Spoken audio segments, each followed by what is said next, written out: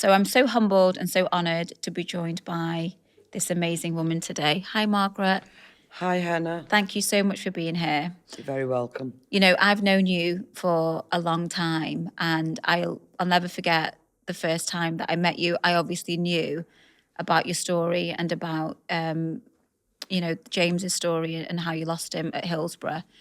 And I didn't know what to expect before I met you, because when somebody goes through that unimaginable amount of grief, you never know what you're going to be faced with. And I think one of the most overwhelming things that came across to me was your grace, your tenacity, your strength. You were still fighting for justice and everything that you've believed in. And you are one of the people that has inspired me the most in my life. And so I was so excited that you wanted to come onto the podcast, because I want other people to really understand your story and everything that you've done and everything that you've been through, in the hope that if they're going through something not even similar, but if they're going through hard times in their life, that they can see that there's a way that you can navigate through that.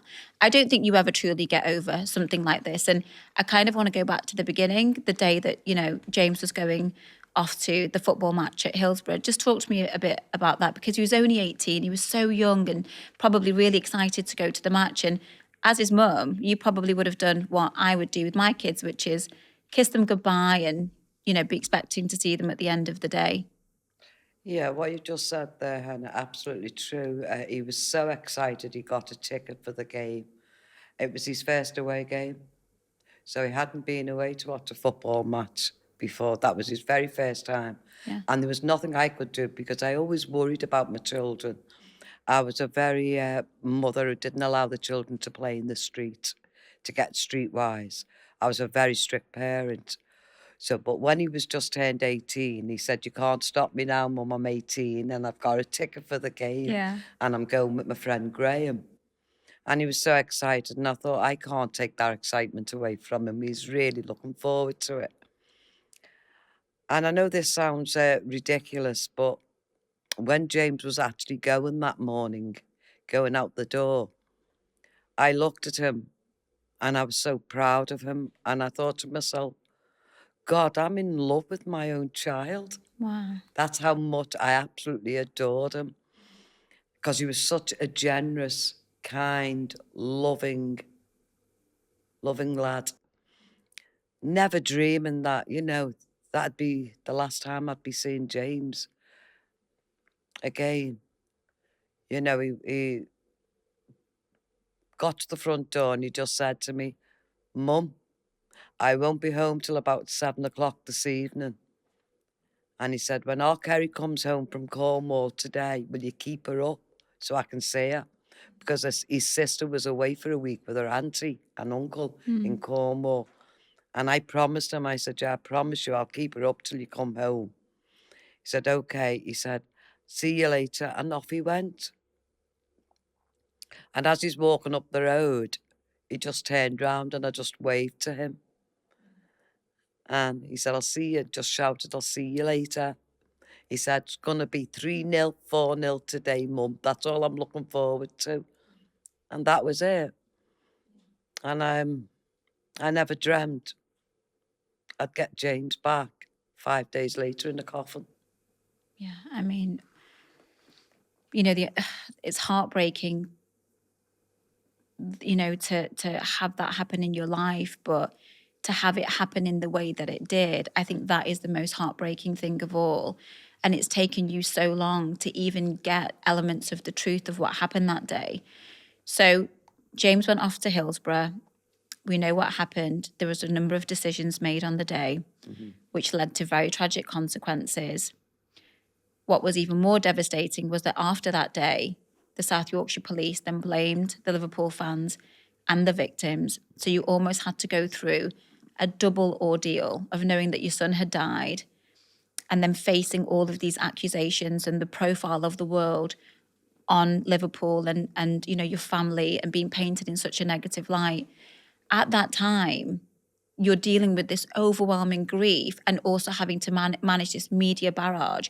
How were those sort of first 5 days for you? What kind of emotions did you go through, and how did you navigate through that? Is it still a blur, or do you remember it? No, there's a lot of things I can remember very, very clearly, and that's what got me, you know, about when the police say they can't remember. I can remember every single detail Right. of that day, of the following day. I had 3 younger children at the time as well. I had my daughter, who was 6 at the time, my other son, who was 7 Yeah. at the time, and my other daughter, who was 9. So it was a terrible time, because I do remember I didn't find out James died till 6 o'clock the following morning. We would make, you know, they put on the screen the phone calls, you know, to ring this number. We were ringing that number all the time. Yeah. Couldn't get through whatsoever. Because those are the days before mobile phones as well. Like, Exactly. Yeah. That's what made it more difficult, really. Yeah. So we rang that and kept ringing that number, because my husband was also at the game. Right. But he went by car. James went by coach with his friend. Yeah. And I got a phone call from my husband a good few hours later, and he said, "Margaret, have you heard anything from James?" Yeah. "No, Jimmy." I said, I'm ringing this emergency number, but I can't get through. Yeah. Can't get through to anybody. I said, "Look for him, see if you can find him." He said, "I'm going to go to the hospitals." And anyway, this went on without going into finer detail. Yeah. That went on for till around about 8 o'clock in the evening. Yeah. That Jimmy kept phoning me every hour to see if I'd heard anything from James. No. Jimmy had been to the hospitals. He wasn't on any list at all whatsoever. I eventually got through to the travel company that James went by, which was the coach company, which was Barnes Travel. I eventually got through to them, and they told me all the passengers were accountable for. So you thought James was alive? So, yes. Right. Yes. All the passengers are accountable for. Right. But the coaches have been impounded until everything's clear. But they will be arriving in Liverpool at midnight. Right. Now, that was the message I got from Barnes Travel. Yeah. So, of course, when Jimmy phoned me, Yeah. the last phone call I got from Jimmy was must have been something around about 8:30, 8 o'clock, something like that. And I said, "Come home, Jim. He's safe. Yeah. He's on the coach, but the coaches are being impounded. If you can get home as soon as you can, we can go into Liverpool to meet him." Oh, well, you can imagine the relief on my Yeah. husband's face, you know, Yeah. thinking his son was yours. alive. Yeah. Yeah. But knowing it, even though it was still a sad time that so many people had died. Of course. But your concern was your child. Of course, yeah. And Jimmy got home at about 11:15 in the evening. And we went down into Liverpool to meet James getting off the coach. Yeah. And I had my sister-in-law looking after the younger ones in the house Yeah. while I went down to Liverpool, because all I wanted to do was give him a hug. Yeah, of course. That was what going through my mind all the time. What must have been awful for him, what he's seen. Yeah. You know, watching up these people die. He'll need a hug more than anything. Yeah.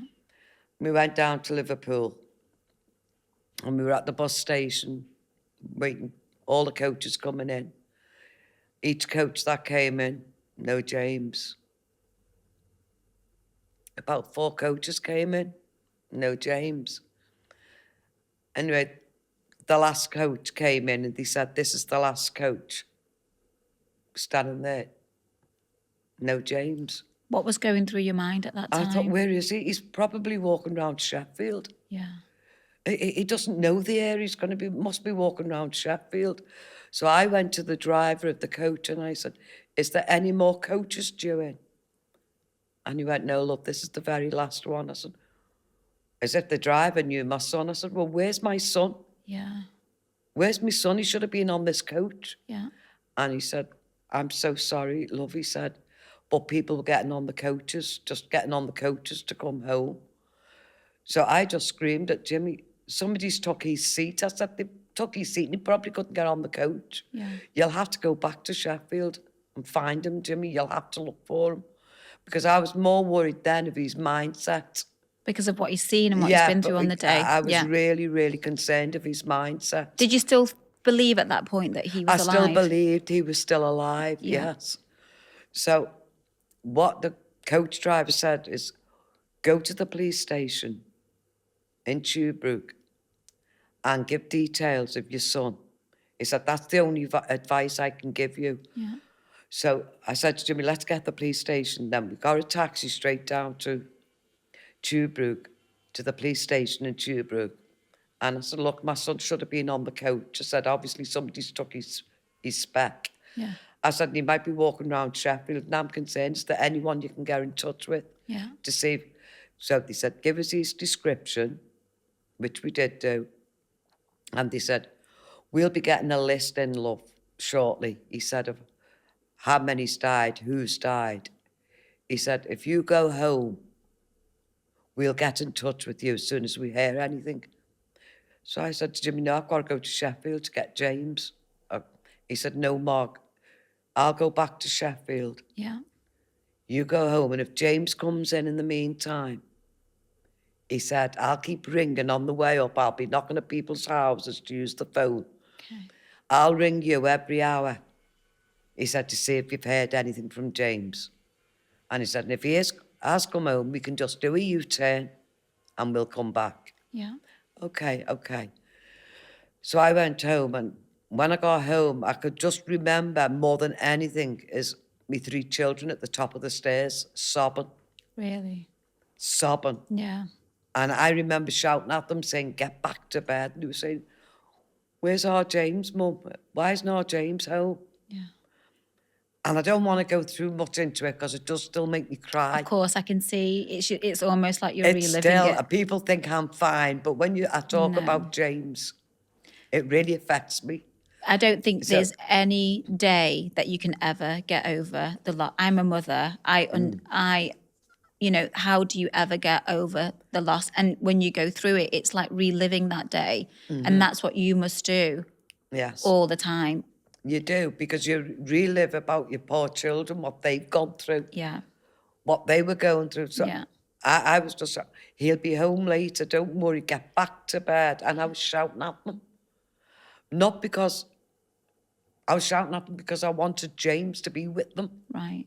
There was something missing at that time. Yeah. So I said, go back to bed. I said, as soon as he comes in, I'll send him up to you all. I promise I'll send him up to say hello to you all. So they went back into bed, and my sister-in-law said, Margaret, she said, they know there's something going on. Yeah. And I said, look, Rose, I said, just be quiet. I said, Jimmy's gone up for James. He'll find James. He'll bring him back.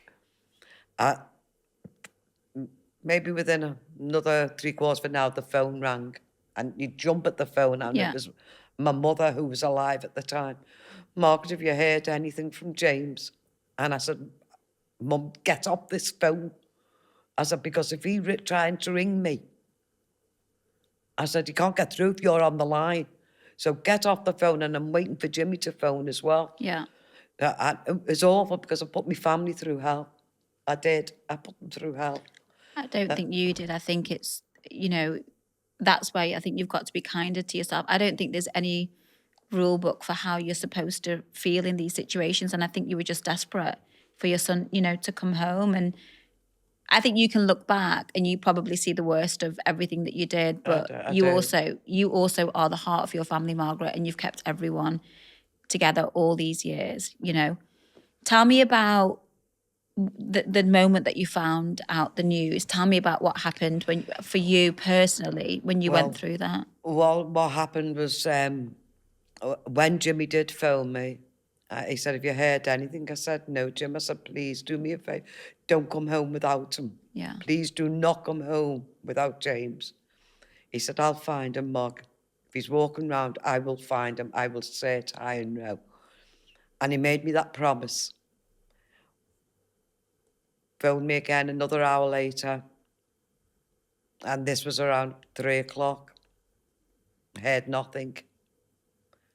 And a very strange feeling. The last phone call I got from Jim was round about 3:30 in the morning. Yeah. And I didn't hear nothing at 4:30. And I Right. thought, this is not like Jim. Why hasn't he filmed me? And I remember I went out the house at 5:30, 5:45. Yeah. And I just said, I've got to get some fresh air, Rose. I said, we've heard nothing. Yeah. The police have not been in touch. Nobody's been in touch. Yeah. And as I went out the front door, and this was just down the bottom of my path, I looked up the road and I saw my sister standing there with my brother-in-law at the top of the road. And why are they standing up there? And then she saw me and she started to walk towards me and I could see she was crying. Right. And I thought, what does she know that I don't know? Why is she crying? And I was screaming to Joan, why are you crying? I said, have you heard about James? Is James here? And the next thing is I just saw my husband coming round the corner in the car. So he must have phoned her up to tell her to be with me. Right. And as he come round the corner with the car, this is a thing I'll never, ever forget. I saw him with his head in his hands, bent down. Yeah. And he goes to get out the car, and I just turned round and I just said to Jim, don't you dare come near me and don't catch me up. I started to run away. Yeah. Don't catch me up, because if you don't I just knew then, if you don't catch me up, my son's still alive. So don't catch me up to tell me anything. Yeah. And that's how I dealt with it.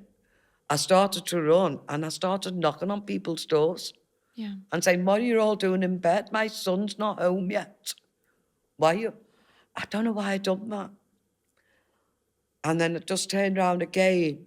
As I was further down the road, turned, and I just saw poor Jim on the ground, sobbing.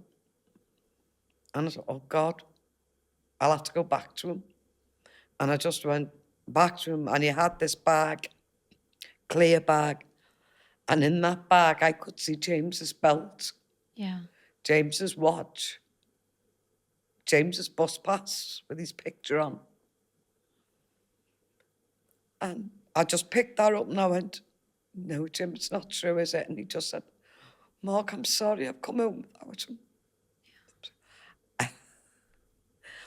I said, I've got to go up there, Jim. I said, he doesn't like the cold. I'll have to take his coat. Where is he? Yeah. And he said, come on, let's go in and have a cup of tea. I said, I don't want tea, I just want my son. Yeah. I just want my son. And I treated Jimmy terrible. I was very bad. I said, how come you've come home and he hasn't? Which Jimmy was in a different part of the ground. Yeah. And so and he just said, I'm sorry, I wished it was me. And I was screaming at Jimmy, so do I. So do I. I know that is an awful thing to say, but that's how I felt at that time. Yeah. You know, and I felt sorry for Jim. He'd gone through hell. And he said, I'll come back to Sheffield with you. And we travelled back up to Sheffield because I just wanted to take James's coat. He didn't have his coat with him. Yeah. And I was worried about him getting cold. And I do remember when we got up there, we got taken to the Medico Legal Centre, it's called. And I'll never forget it. As I walked in this place, I just heard all this sobbing, all of this crying. And I said to Jim, why are they all crying? They don't know James. And he went, Mark, they've lost theirs.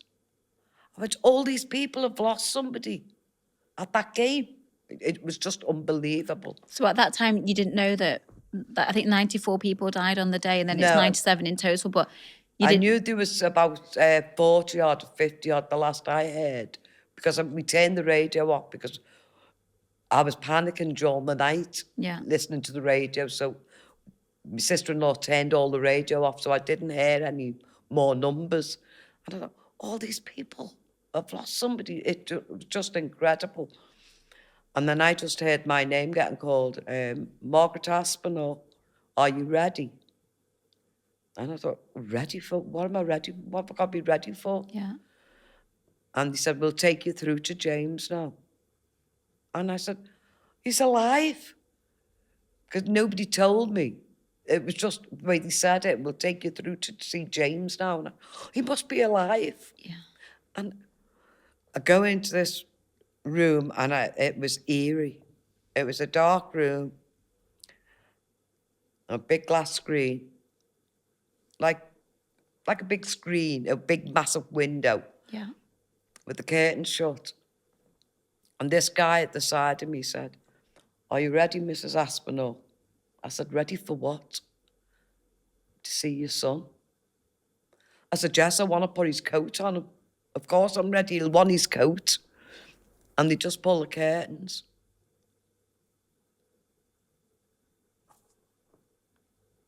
And Yeah. James was laying there on his face towards me. And I remember just said, I'm here, son, your mum's here. I've come up to take you home. I need to put his coat on. He said, I'm sorry, Mrs. Aspinall. He doesn't belong to you anymore. He belongs to the coroner. And I don't remember nothing else after that because apparently I passed out. Right. And they had to carry me out. I don't even remember the journey home, so I can't tell you anything about that. I can't remember being in the car. The only thing I do remember is when I went into my home and I saw the devastation on my children's faces. David's face, who was 15 at the time, going on 16. And probably really close to His James. good mate, Yeah. as well as his brother. And I looked at the little children and I thought, what? He only went to a football match. He was in the ground at 1:15. Yeah. Didn't have any drink in him. But all I could hear, apparently that morning, early morning, was drunken fans. Yeah.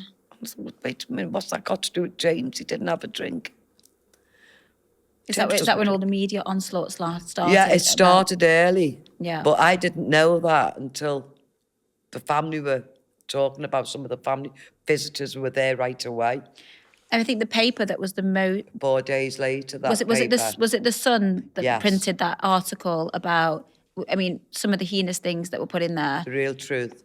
Yeah, which is the real truth, which was all lies. Mm-hmm. Really blamed the victims and the fans for what had happened, to shift probably blame and attention away from the decisions of the police. I mean, on the day, the paramedics weren't even allowed to come out on the pitch, were they? No.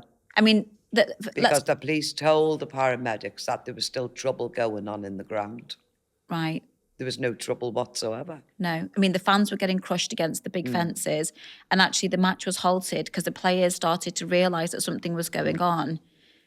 I mean, so it went on for an unimaginably long time. And then the fans at the top were actually trying to pull people up, exactly. Yeah. But the way that it was presented in the media was that there was looting going on and, I mean, you know, hideous things.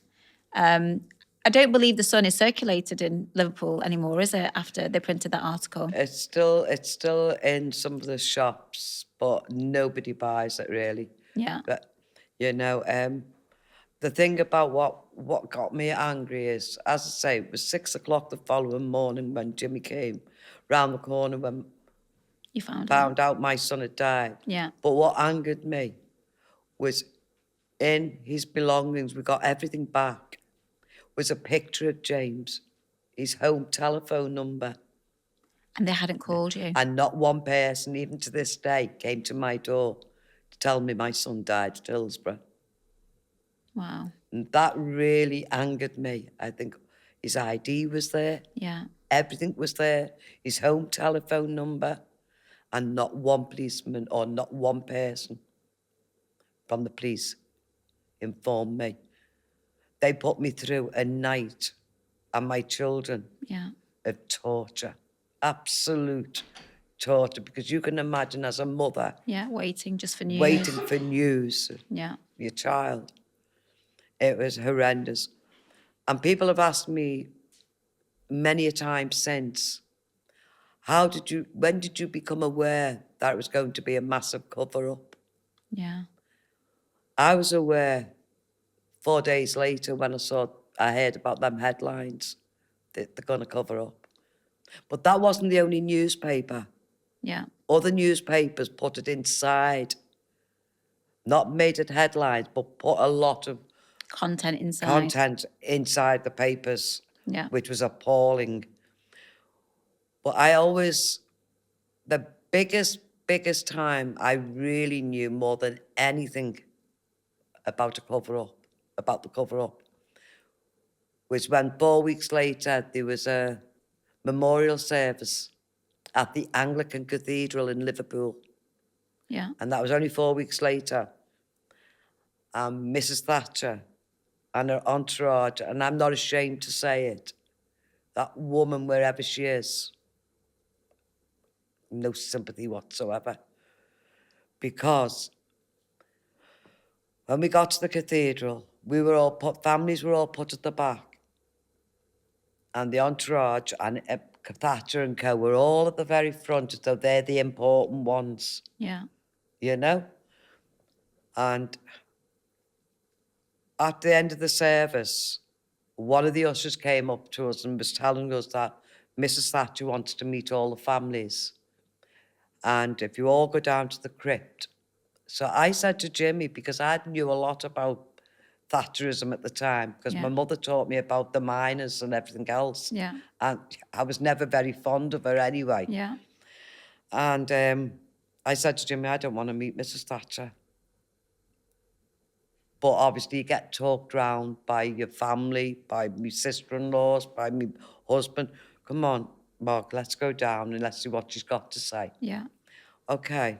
And I'll never forget, we went down into like the crypt, down the stairs into the crypt. And a lot of the family was there. Yeah. And it was regimented. Is the word I'll use, is regimented. Like a procession. Yeah. Yeah. All the families got lined up in a line, if you see what I mean. Yeah.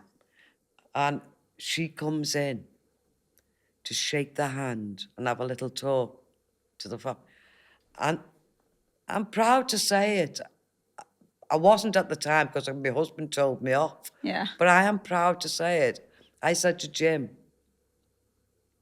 don't shake her hand when she comes to us. So he went, I said, don't shake her hand when she comes to us, Jimmy. I said, I want to ask her a few questions. Yeah.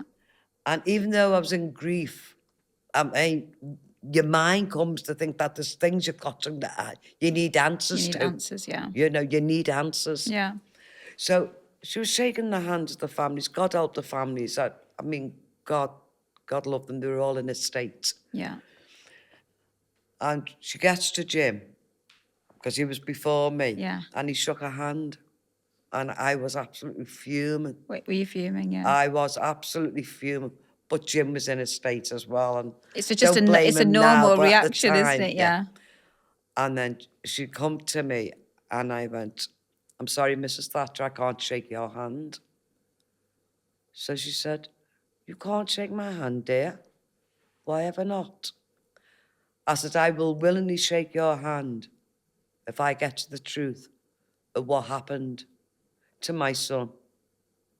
So she goes, my dear, there were 750 policemen on duty that day. So I said, no, there wasn't, Mrs. Thatcher. There was more than that. There was more than that. I said, I don't want to be disrespectful to you. Yeah. I said, but unfortunately, I feel very angry. So I said, can you tell me then, even if there was 750, which I know there was more, what were they doing? Her answer to me was appalling. Her answer to me was, their job, my dear, their job. I said, their job? My son is not far from here, buried in a grave for his first away game. You're telling me they done their job alongside 94 others which was 95 at the time. Yeah. As alongside 94 others. You tell me then, was their job to do that? So she went, I better step away from you, dear, she said. You are so angry. I said, no more angry than you were, Mrs. Thatcher, when your son went missing and you had the army looking for him with over his guns. Yeah. And she went, oh, dear, she said, I will step away from you. I said, no, I'll do you a favour, Mrs. Thatcher. I'm walking away from you right now. I said, Jimmy, get out. And you dragged him off. I dragged him outside and he went, oh, my God, why did you do? You took on the Prime Minister. Yeah. But that is you. So your tenacity. I mean, how old were you when James passed away? 41. Yeah. So you're still a young woman and you're grieving and you've got young kids to bring up and you're trying to process this and you don't know what's happened to him. That makes everything a million times worse because you can't even have peace in your mind knowing what happened and, coming to terms with that. And then you've got the establishment coming down on you. You know there's a big conspiracy and you're feeling it. Were those the days where you started to think, I've got to do something about this? Was there ever something in your mind that said, this is not right and I've got to do something about it? Believe it or not, Hannah, I know people would find this very difficult to believe, but I was a very shy person, Really? to be honest with you. I was really very shy. But I think a lot of mums and dads, not just mums, there's the dads as well. Yeah. A lot of when you lose somebody that is so precious in your life, and there's nothing like the gift of a child. Yeah. We all know that. There's nothing more than anything in this world. Monetary, nothing makes up for that child. You will do anything. Yeah. Your mind concentrates on that person you've lost.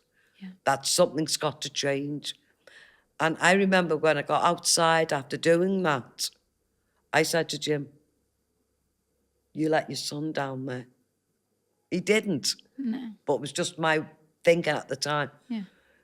You've let your son down there, I said, because that woman, I said, is going to make sure it's a cover-up. And the reason I say that is because payback. She owes South Yorkshire Police for the miners. Yeah. I said, and I'm afraid we're going to be the payback to them. Yeah. And I was right. Yeah. I've always believed that, and I still believe it to this day. Yeah. I was right, because her meeting straight away at Sheffield with her press officer, which was Bernard Ingham. Yeah. They'd made their mind up. In terms of how the story was going to play out? Yes. Yeah. They'd made their mind up what they were going to do. And they'd done a damn good job of it. Because the press, the headline of the certain newspapers that I don't even want to mention, they didn't go to the people who were there. The people that mattered were the fans and them survivors and them people who died. They didn't go and interview any of them. They listened to people like Thatcher and Ingham and Duckenfield. Yeah. Even to this day, they got away with it. Yeah. They got away with it. But when we were having meetings with the group, when we got a group together, and it wasn't me that got the group together, there was, Joan Traynor, who lost her 2 lovely boys. Yeah. Trevor Hicks, who lost his 2 lovely daughters. Yeah. There were so many good families, so many of them, that they all got together to form a group. Was it initially more of a support group for each other that then became into this sort of fight for justice, or was there always a plan from the beginning that you were going to get together and fight for justice? No, it was that we all wanted to fight to get to the truth of Hillsborough. Yeah. All the families felt like that. And when you talk about one person done this within our group or another group, one person, no, it was collective. Because without all them families staying together, we'd have never, ever achieved what we did achieve. And we have achieved a lot. You've achieved a lot. But you were very much you naturally became the leader of that group, and I know you became the spokesperson for it, and you really channeled all of the energy, and you brought, you kept a lot of the families and you brought a lot of them together, which maybe was not a natural position for you because you were a very shy person, but it's almost like everything that James had been through then became your reason to do all of these things. So over the years, I mean, over 33 years, Margaret, is a long time in somebody's life to keep fighting and pushing for the truth. And I'm sure there were many days where you just felt like, I don't know if I can carry on doing this anymore, because that also doesn't navigate you from what you're doing in your life, but it takes away energy from your other children and all the other things that are important to you. So how did you manage to do it for so long? What do you think that there was in you that kept you going for all of this time? The only answer I can give to that is, and I've always been, I'm a people's person. Yeah. Whether, people believe that or not, I am a people's person. Yeah. Yeah, I know I got the CBE, but I spoke to survivors before I accepted that, because they were more important to me than anything. And when you say you spoke to them, was it that you spoke to them to make sure that they were going to be okay with it? Oh, absolutely. Yeah. Absolutely. Because, our survivors, I mean, some of them still suffer to this day. Yeah. People say, well, they've got on with their lives for 30 odd years. They haven't, their life was completely different from what they would have had. My life is completely, I always remember my eldest son now, David, saying to me, not, a couple of years ago, I didn't only lose my brother that day. I lost the mum and dad that I knew. Yeah. And that is the truth. Yeah. I didn't only lose James that day. What I lost that day, when I think back of all of these years, yeah, I lost seeing my children grow up from being 6 to all of a sudden being 40. Yeah. If you see, I lost all them years seeing them grow up. Yeah. And I've done the same to my grandchildren. And to me, what gave me the strength, I've got to be honest, is the ordinary people. Yeah. Because I know what happened, if it can happen on the scale of 97 innocent victims. Yeah. What happens to people who are fighting on their own cause? They've got no help. We got, support. Yeah. From indeed, not just in this country, but from all over the world. Yeah. There's people out there, and my concern is for them. They're fighting and they're on their own. Yeah. And I hope you don't mind me putting this in, but I need to say that's why this Hillsborough Law is so important. It's no good to it's not a Hillsborough Law for Hillsborough families, because now that's it for us. Yeah, because the inquest has happened. But, yeah, but it's a Hillsborough Law that will do good for these people who are fighting on their own. Tell me about it, because I want to understand more about what you've come up with the Hillsborough Law. What does it endeavour to do for people? It endeavours to do that. It's a level playing field. Okay. Because we as families, we had to go out campaigning, we had to go out begging. Raise money to fight, to go to court, for court cases, for private prosecution. Every court case, every channel that we've been down, we've had to pay for. Yourselves. Yeah. And without the goodness of the people helping us, we'd have never have got to the inquest. Right. To get the correct verdict. Because there's a perception out there that was publicly funded. It wasn't. To some extent, but the families also, to get to that point, had to pay for lawyers, for legal advice. Exactly. And it cost a lot of money. Yeah. And also, it wasn't just about that. It was about the committee needing expenses to travel. Yeah. I mean, I had, as I say, to the 4 children, I didn't have the funds. Yeah. But I want people to rest assured that everything I've done for all of them years, I've done voluntary. Yeah. I've never took a penny from the group except expenses going to London. Travelling. And back, just going travel. to Cork. Yeah. I have never took a penny from anything. Everything was well above board. We have our accountant. Everything was proper. But I don't want other families To go through that. you know, you've got like, you know, the arena bombing. Yeah. I don't want them families to go through 30 odd years Yeah. to get to the truth. I don't want like the likes of Grenfell, what them families have gone through and what they've lost, Yeah. to have 30 odd years of what we've had. The Hillsborough Law will make it a level playing field, that the establishment gets so much to defend themselves, and then people who are fighting for justice get exactly the same. Yeah. And it's got to be complete duty of candour. Yeah. And by that, it means fancy having to have a law for the police to tell the truth. I know. It's Fancy horrendous. what a shame on this nation Yeah. that this is what we're asking for. And to have full disclosure, families to be able to get access to full disclosure immediately.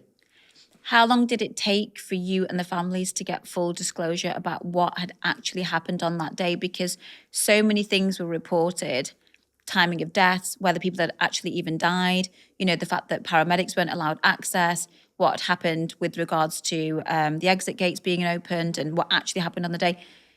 How long did it take you to actually know the details and the truth? Because you refused to accept James's post-mortem, didn't you? Because you said, I refuse to accept it because I do not believe what is on this report reflects the truth of what happened to my son on that day.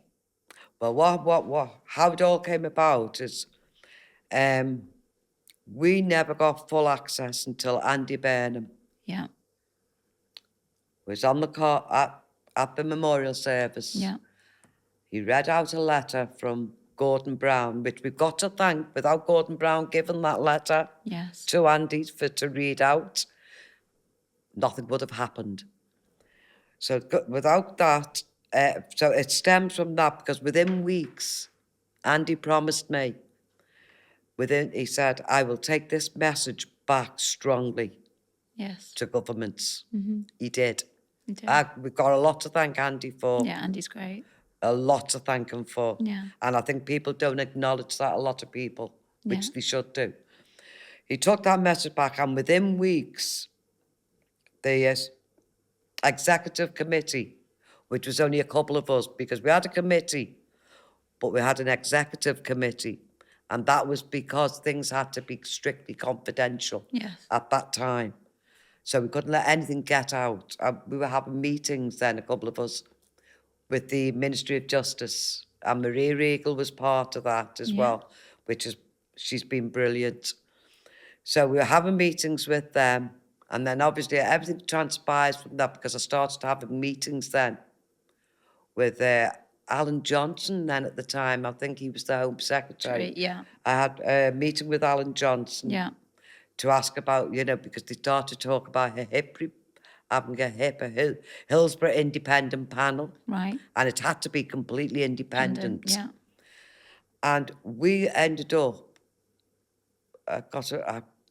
can I just say I've got to thank Theresa May for what she's done as well. Yeah.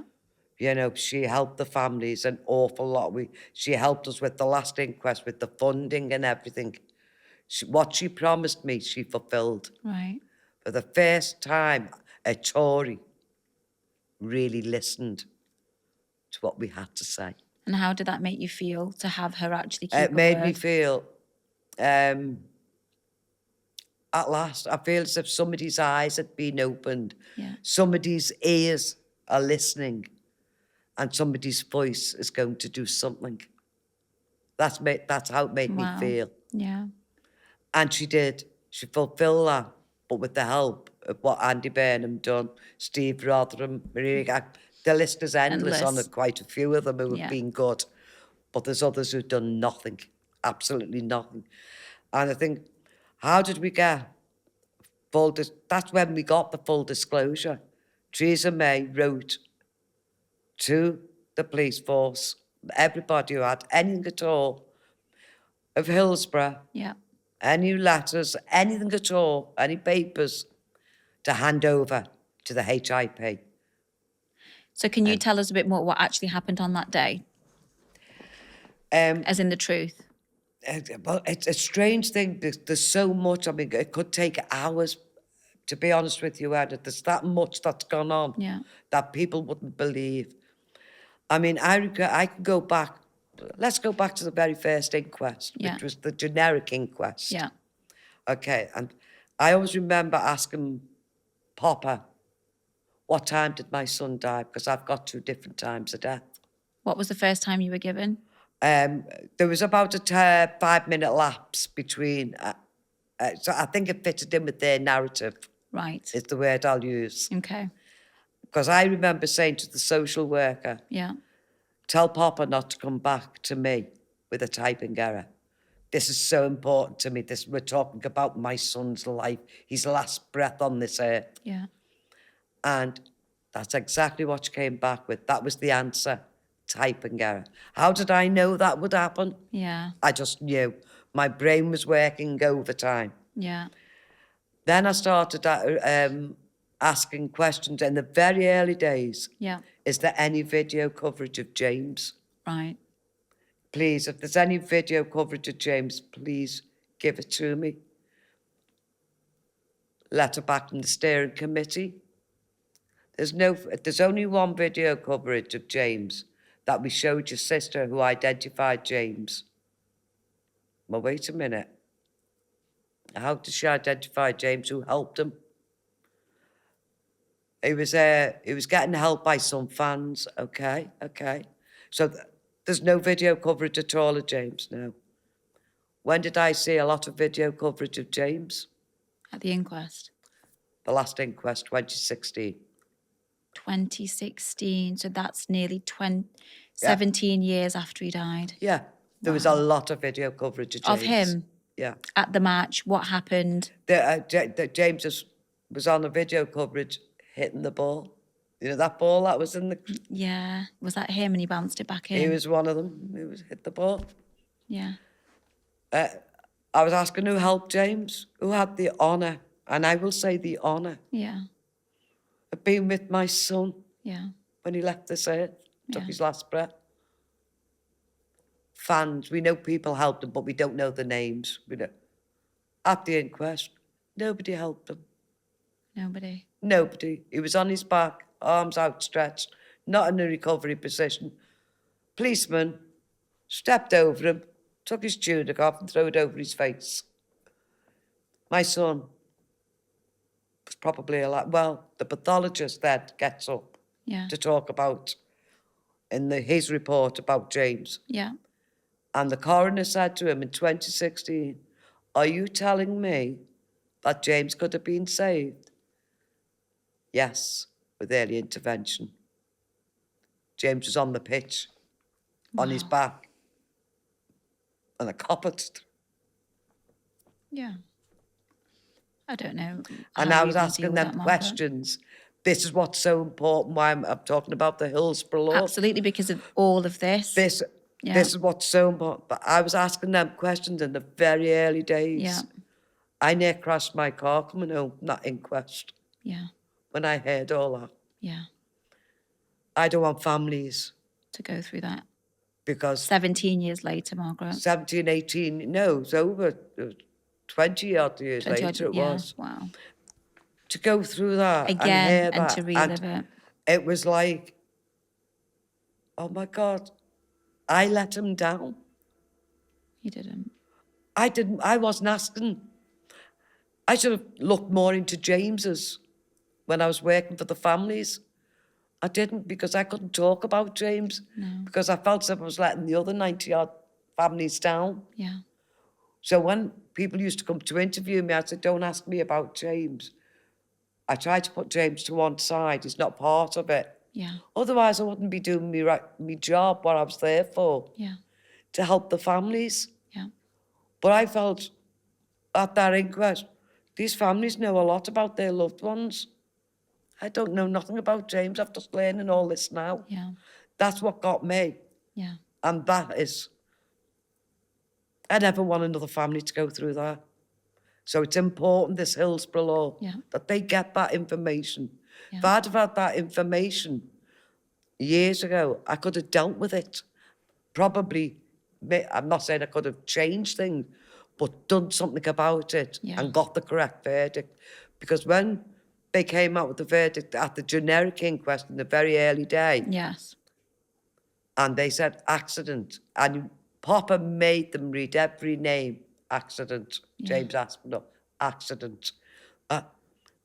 And he asked the families, Popper at the end of it said, if you would like your death certificate, Yeah. please, this is how he spoke, please, you must send £3. Oh, yes. Yeah. £3. Oh, When I got home, I wrote to Popper, yeah. don't you dare send me my son's death certificate and ask me for £3 to put a false verdict on. Yeah. I will willingly pay anything as long as the correct verdict's on it. Yeah. So don't send it to me. And I never, ever got it. You never got it, did you? I got the correct verdict Yeah. at the last inquest Yeah. in 2016. And then did you accept the death certificate then? Oh, yes, I've got the death certificate now with unlawfully killed. Killed. And how can you have 97 people unlawfully killed Yeah. and not one person accountable? Nobody. Honestly, beggars belief. Let's go back. Who was there that day? Yeah. On the 15th of April, wait, let's see now. Oh, there's the supporters. The fans who died. Stewards. Oh, the police. Yeah. So they were unlawfully killed. The supporters didn't kill them. We've Right. proven that. The supporters and survivors done nothing wrong. We've proved that. So who the bloody hell unlawfully killed them? Yeah. It was negligence and decisions made by people in power on the day. Exactly. Yeah. So this is why have I carried on? You've asked me earlier on, and Yeah. I went round the question, didn't I? Out of sheer love. You can't get anything more than that. Yeah. Sheer love. And my message to anybody who's fighting any injustice that you know is an injustice, Yeah. never give up. You knock on doors. I did. You did. I did. And I kept knocking until they were sick of me. Yeah. They were sick of me. Who do you think was the most sick of you by the end? And I've told them straight. Yeah. I did tell them straight. I've done talks at in Parliament, Yeah. you know, and I said every one of them should be ashamed of themselves. You did. You called them all out. Yeah, Yeah. yeah. The suits don't make you the man. No. The dresses don't make you the woman. Yeah. It's you as a human being. Right.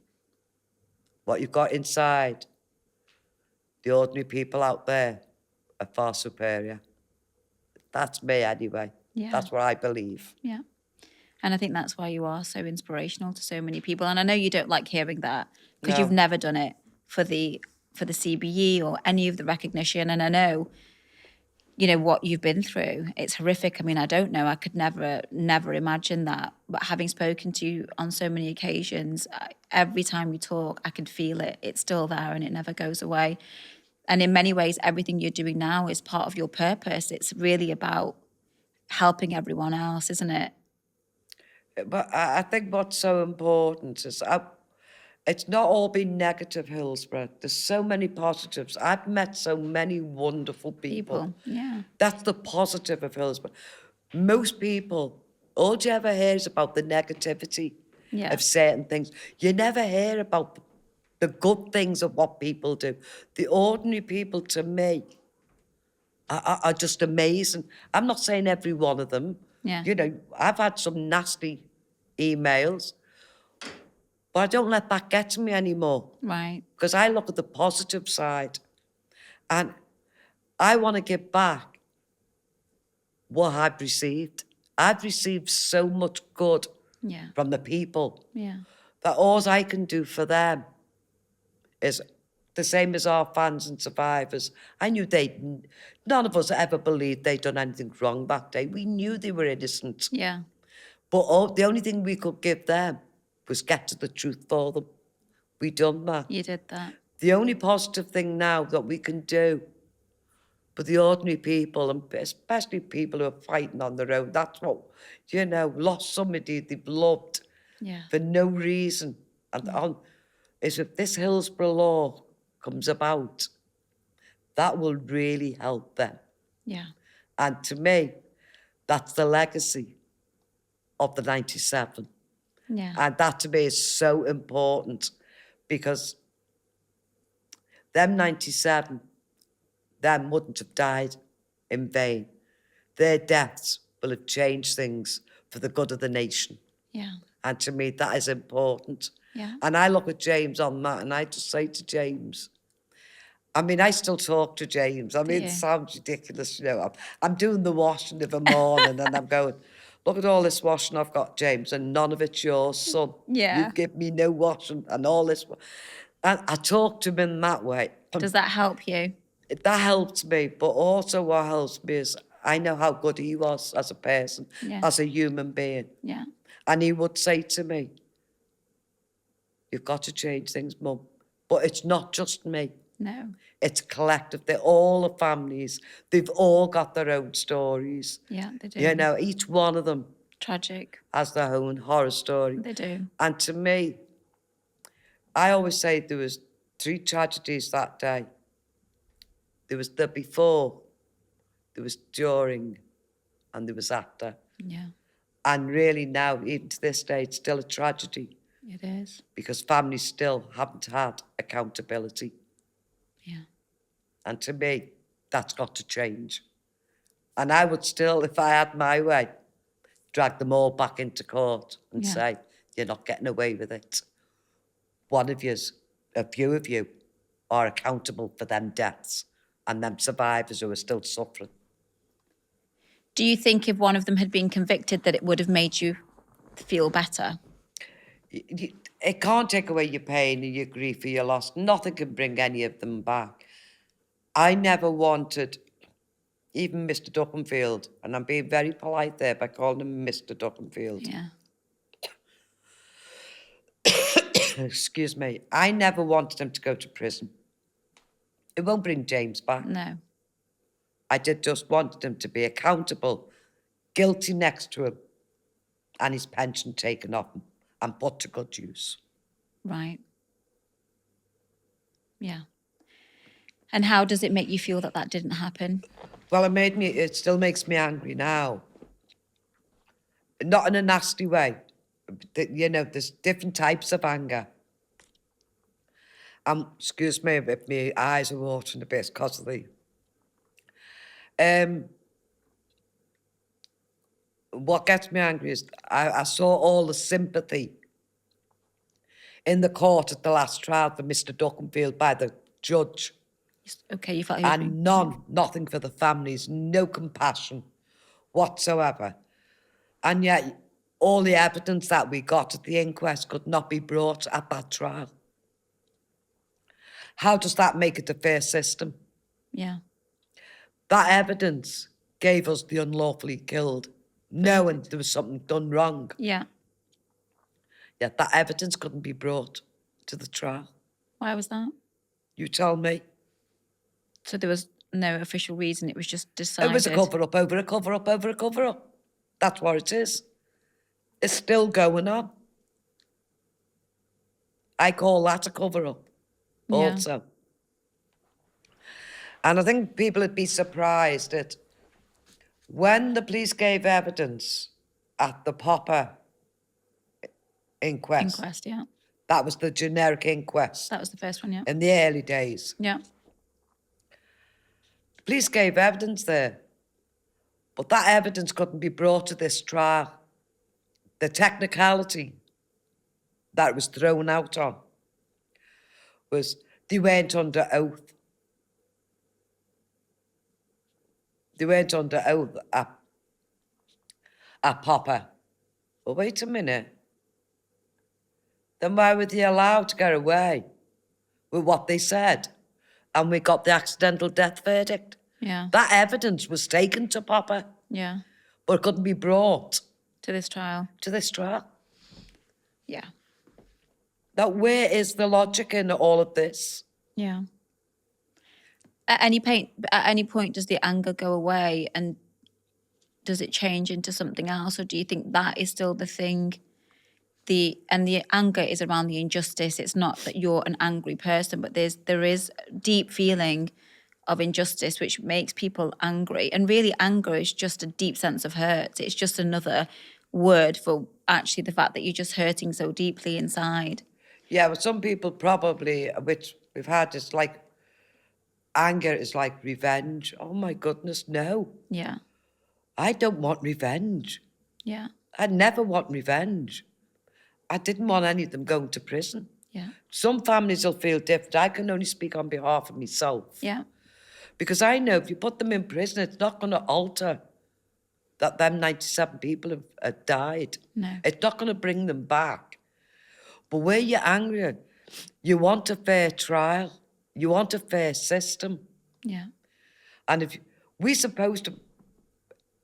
to get told we've got the best British system in the world. We've got the worst system in the world until they start changing things. The police should not have to have a law to tell them to have a duty of candour. Yeah. I would tell the truth right away. And if there's any warts within that truth, give us the warts and all. Yeah. But apparently there was no warts. Do you think the HIP report, there's no warts. Do you think anything's changed since then or not? No, I think that change can only come about when people stick together. You heard John Lennon's words were power to the people. Yeah. Right? Mm-hmm. That is true. It's people power. How do you go about having people power? It's not by going on the streets and causing trouble like some people do. Yeah. It's staying together. It's signing petitions, thousands. Everybody signed petitions. Or you can march, a peaceful march, and protest. Use your vote. Get them, those in power. Get them out. Change things. But change things for the right reasons. Because there's so many wrongs within the law in this country. The law is more, to me, I'll look at it this way, is more for the perpetrators than it is for the victims. When they say a person murders somebody in this country, they got life. No, they didn't. They're out after 7-10 years. But that person who's died, who's been murdered, are in the grave forever. Yeah. That's it. Where is the justice for that person? Where is the justice for not just the person who's died or been killed or murdered? The families are living a life of hell. They're being punished as well because they're living without their loved one. Yeah. They've got to get up each day knowing their loved one is in the grave. But the victims, the perpetrators, all this nonsense about, the human rights. Excuse me. What human rights? Yeah. If they've hurt somebody or killed somebody or robbed somebody, you've lost your human rights. That's the way it should be. Yeah. You've got no rights whatsoever. You're there and you stay there because these people have got to live their lives knowing what you've done. Yeah. I think what really comes across in you is you have such a strong clarity on justice. And I think everything that you've done, which has been about everybody and not just yourself, the biggest thing that I've always felt from you is that you've never run away from things. You have stood there and you have faced it, and you have been through, ridiculous lows and highs with things, seeming like you're making progress and then going back to square one again. But that is one of the most admirable things that I see in you, is that you still stand there and you face it. And after so long, if you had said to me or anyone, I'm done now, I'm tired, I don't want to do this anymore, no one could blame you. But I've never seen you do that. You still keep going, you still keep fighting. And it's people like you that are truly the ones that inspire others to get up and take action too, because it's scary and it takes everything out of you, doesn't it, to be that person, because then there's a whole weight of expectation on you too. You're not only carrying your own burdens and your own grief, you're also carrying so much responsibility for all of these other people. And that must be a huge responsibility for you as well. No, in some ways, the families, they've had that trust in me. Yeah. To put that trust into me. Yeah. Your responsibility is to do the best you can. You don't always get it right, obviously. We're all human. Yeah. But as long as you know within your heart you're doing the best you can for these people. But Hillsborough, it's bigger. It's political. It's bigger than just 97 people dying, being on.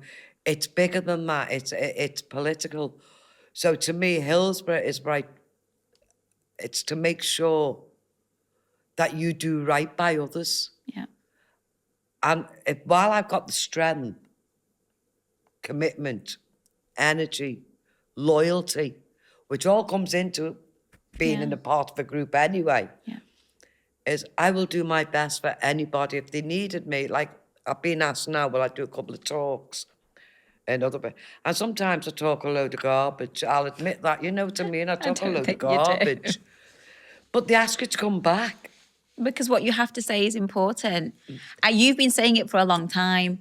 That doesn't mean people are tired of hearing it, because your story is still so relevant today.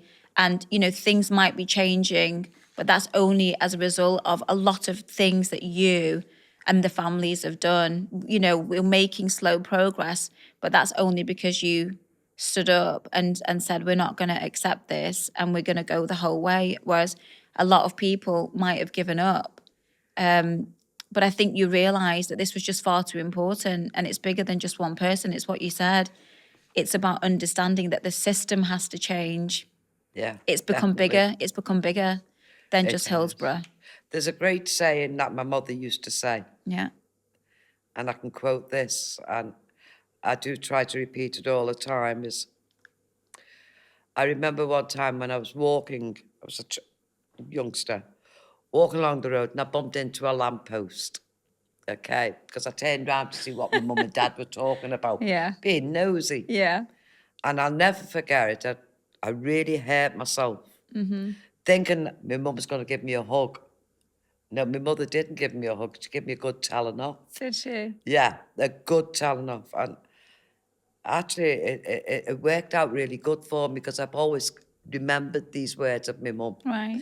And she always went, look where you're going, not where you've been. Right. Right? And if there's anything in your past that you don't agree with, you fight to change it. Don't depend on anybody else doing it for you. Yeah. And them words really thingy to me. Look where you're going, not where you've been. I've been there. Yeah. I've walked the walk. I've gone through the tragedy. Yeah. And I'm still here. But I've got to walk forward to change things. Yeah. And by changing things, it's looking ahead. Think ahead. Yeah. And think, if some people, just because they don't speak up, like some in our group, was shy or, I mightn't be saying the right thing. Yeah. Doesn't make them any less clever than me, or I'm better than them. No, but you're the voice. They are doing their bit by supporting you. Of course. If you see what I'm trying to say. I think everything that you're talking about is the power of community. Yes. And what you're saying is, no man's an island. If we are going to do things, we've got to do it together. Exactly. And actually, it's about really fundamentally realising that your family and your friends are the most important people in your life, because those are the people that you will fight for, and those are the people that will fight for you. Yes.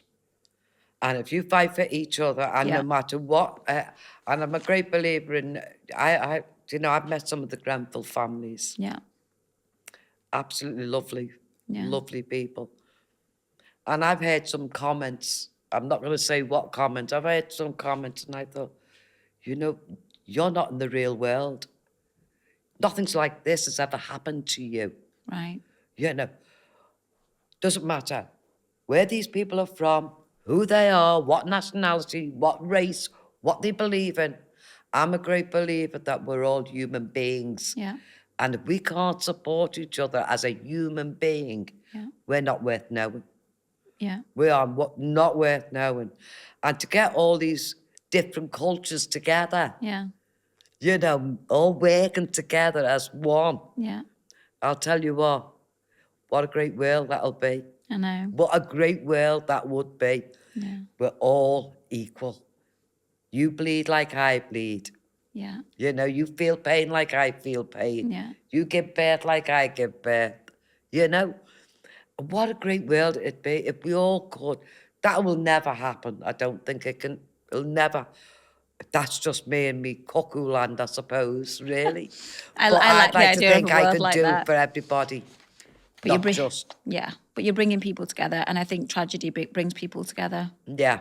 doesn't it? Oh, It does, absolutely. because it doesn't matter Exactly. where you're from, because you've all gone through the same thing. You And see- that is an experience that, unless you have been there, you will never know how it feels. And that's the comfort that you get from being around the other families, because they understand. Well, I've met, as I've said, through my son's death. I mean, you didn't want to lose your son to meet all these lovely people. I've met so many Amazing people. fantastic people. Yeah.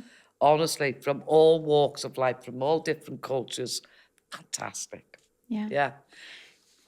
I don't know. I mean, I know you wear the cross, but do you think that everything that you've gone through with James and Hillsborough and everything, do you think it's made you more of a spiritual person? Has it changed the way that you look at, I'm not talking about the institution, I'm talking about you and your own lens through life. Has it changed the way that you look at life?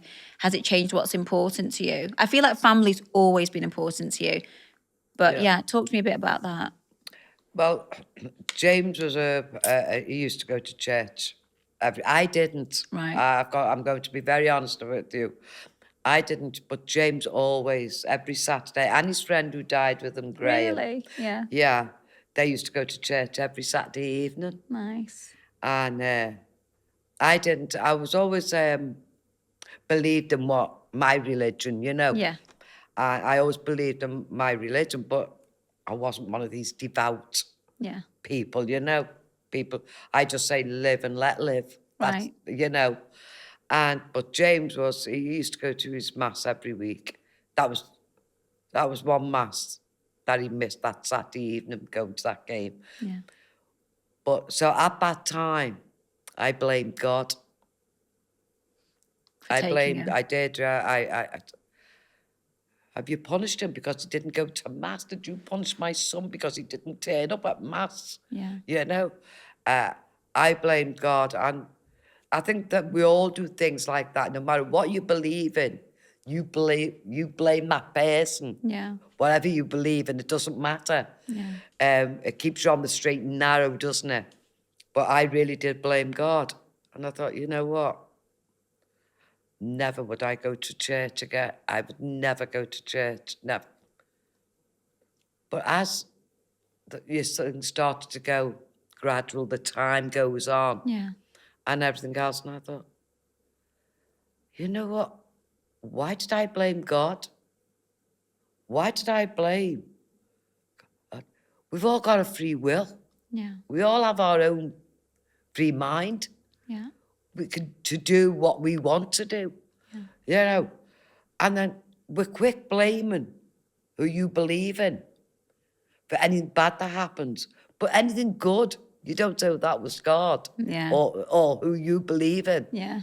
do we? No. We pat ourselves on the back. So good. Oh, didn't Well I done. do well? Yeah. I done very well. Oh, no, oh God, help me to do well. So in that respect, I don't go to church, don't get me wrong. But there's a piece, isn't But there? there's a piece there Yeah. that I know James would say to me, Mum, it's nothing to do with religion. Nothing. I died because of incompetence of certain people. Yeah. So I do wear that because it was James's anyway. Right. And it reminds you of him and he's Yeah. close to you. Yeah. Yeah. That's a beautiful thing. It's one of the last things I got back. Really? Yeah. Yeah, it must have meant the world to you. Yeah. Yeah. And I know, I just feel safe. Yeah, I know 'cause he's you've on got my his shoulder. picture. You've got his picture there. Yeah. Oh, yeah. Good looking boy, wasn't he? Yeah, very good Yes, looking. very good looking. How old would you have been now? 50. Wow. Yeah. Unbelievable. Oof. Right. So, do you think that you will ever truly, truly find peace with everything that's happened? I'll find peace, I think, most when I'm with James. That'll be my peace. Unless I see things changing for the good of others. And that's what I was talking about earlier on. Yeah. I might get some peace from that because their deaths Meant will not have something. been in vain. Yeah. They'll have done so much good for others. Not us, not me as speaking about it, not the families, but them 97 who died will have changed things for others. Yeah. And I think that, to me, will be a lovely legacy for the 97. But also, bigger than that, how good it'd be for this nation, for ordinary people, To have a make sure, fighting because the chance. scales of Yeah. justice in this country are not balanced. Yeah. They've got to balance. And when they balance, and people get fair deal, Yeah. and looked after the way certain people are looked after, establishment, that'll make me feel a lot better to see that. And I hope God spares me to see that happen. Yeah. Yeah. Margaret, this has been a journey and it's honestly been an honour to sit with you, and thank you so much for being so honest. I know that even so many years after, it's not easy to share this, and I know that this is going to touch so many people's lives and give them hope and courage to get through whatever they're getting through. So thank you so much for being on this episode with me. Oh, you're very welcome. I love you. I love you as well. You know that. I know. Hi guys, thank you so much for being on the Rise journey with me, Henna Riaz. This podcast has been brought to you by Marleburn Publishing. Please don't forget to follow us on Instagram at Rise with Henna.